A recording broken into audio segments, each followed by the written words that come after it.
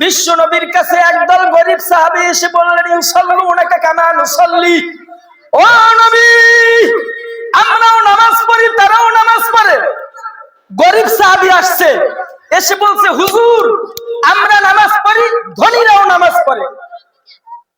ইয়াসুমুনাকা কামা নাসুমু, আমরাও রোজা রাখি, তারাও রোজা রাখে। বিশ্ব নবী বললেন, তাতে কি হয়েছে, কি হয়েছে বলো। তারা বলল, ও নবী, ওয়ায়াতাসাদদাকুনা বিফুজুলি আমওয়ালিহিম, কিন্তু তারা দান করে, সদকা করে, যে সওয়াব অর্জন করে, আমরা গরিব সাহাবীরা তো সেটা পারি না। বিশ্ব নবী বললেন, আওয়ালাইসা মান জাআলাল্লাহু লাকুম মা তাসাদদাকুনা বিহি, আমি এমন একটা পদ্ধতি তোমাদেরকে শিক্ষা দিয়ে যাব, যেই পদ্ধতি গ্রহণ করলে তারা যে সওয়াব পায় দান সদকা করে, তোমরাও সেই সওয়াব পাবা। তোমরা বলো, মান ক্বালা সুবহানাল্লাহ, বলেন সুবহানাল্লাহ। যদি তোমরা বলো সুবহানাল্লাহ, আমার আল্লাহ তোমাদের নামের পাশে সদকার সওয়াব দিয়ে দিবেন। ওয়াবিকুল্লি তাকবীরাতিন, বলেন আল্লাহু আকবার। জয় বাংলা স্লোগান হইলে আরাম লাগতো, এখন তো আরাম লাগে না। জোরে বলেন আল্লাহু আকবার। বিশ্ব নবী বললেন, ওয়াবিকুল্লি তাকবীরাতিন আল্লাহু আকবার, তোমরা যখন বলবা লা ইলাহা ইল্লাল্লাহ, তোমাদের নামের পাশে সদকার সওয়াব দিয়ে দেওয়া হবে। ওয়াবিকুল্লি তাহমিদ, তোমরা যখন বলবা আলহামদুলিল্লাহ, তখন তোমাদের নামের পাশে সদকার সওয়াব দিয়ে দেওয়া হবে।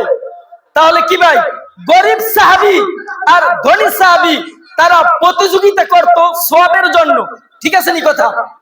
ধনী সাহাবীরা শুনলো, তারা বলল, ও নবী হে, আমরা দান সদকা করে যে সওয়াব অর্জন করতেছি, তারা তো সেই সওয়াব নিয়ে যাচ্ছে। বিশ্ব নবী বললেন, আল্লাহর বিধান, কোনো কিছু করার নাই।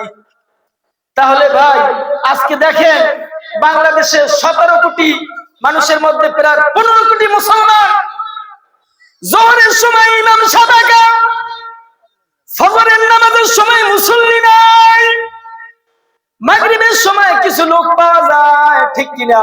আল্লাহ বললেন, ও দুনিয়ার মানুষেরা, শোনো শোনো, আকিমিস সালাতা লিদুলুকিশ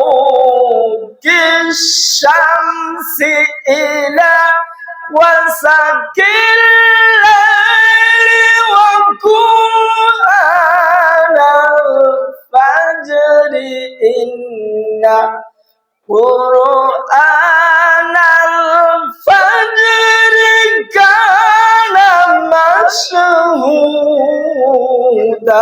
আল্লাহু আকবার। আল্লাহ বললেন, দিনে সালাত কায়েম করবা, রাত্রের কিছু অংশে সালাত কায়েম করবা, ফজরের পর কুরআন তিলাওয়াত করবা। এই দুইটি গুণ যার মধ্যে আমি আল্লাহ পাবো, কিয়ামতের ময়দানে আমার কুরআন তার জন্য সাক্ষী হয়ে যাবে।